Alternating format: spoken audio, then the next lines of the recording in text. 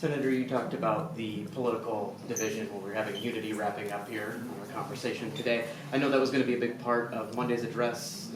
Can you explain what went wrong with the teleprompter there? Oh, no, my speech was largely the same.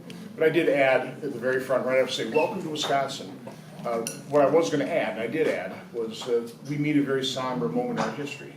I hope we all heed President Trump's call for unity, strength, determination. We must heal and unify this nation. So that was a paragraph, but I don't give speeches to teleprompter. And I'm like, how do I do that and not totally mess up the teleprompter?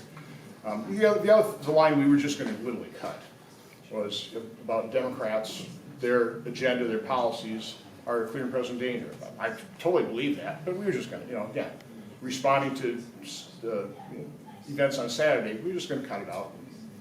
But so it's not that big a deal. But when people misquoted me, they said Democrats are a clear and present danger. That's not what I said. I said the Democrat agenda, their policies.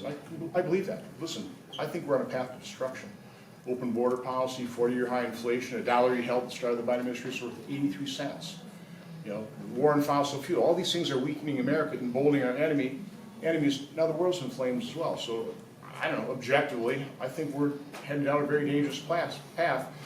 It's completely legitimate in elections to point out bad policies of your opponents. But there's no vitriol in that. There's no personal attacks. We need to refrain from the vitriol and the personal attacks. Well, what do you want to hear from J.D. Vance tonight? It's the first time he's addressing the nation as the VP candidate for the Republican ticket. Right. Well, first of all, I hate losing him as a colleague. He's intelligent, he has integrity, he's got a wonderful life story, served our nation as one of the finest among us in the United States Marine. So I just hope he lays out and displays to the American public who he is. I think Wisconsinites, I think Americans will really be drawn to him, and I think have confidence that he has what it takes to be vice president, possibly even president. Tomorrow we hear from Trump. What message are you looking for from him?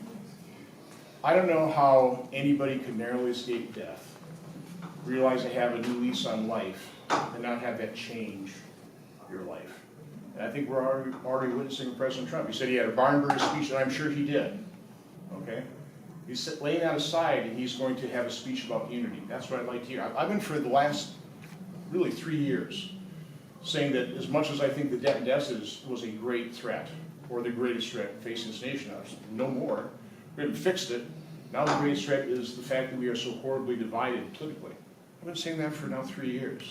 I've been calling for healing and unification. So if this has changed President Trump's life, if it's changed President Biden's life, they're both presidents are saying the same thing. Let's all give the other side the benefit of the doubt, and let's come together as Americans. We have enormous challenges facing this nation. It'd be a whole lot easier solving these problems if we could do it by and large together, acknowledging we have the problems, understanding what caused them, and then looking for solutions. Okay? Thank you much. Appreciate it. Thank you. And All right. please Thank you, everyone. talk about the Joseph Project, okay? And it wouldn't be, it'd be nice kind of talking about the Joshua Glover story too. Doesn't it warm your heart about Wisconsin and Wisconsinites?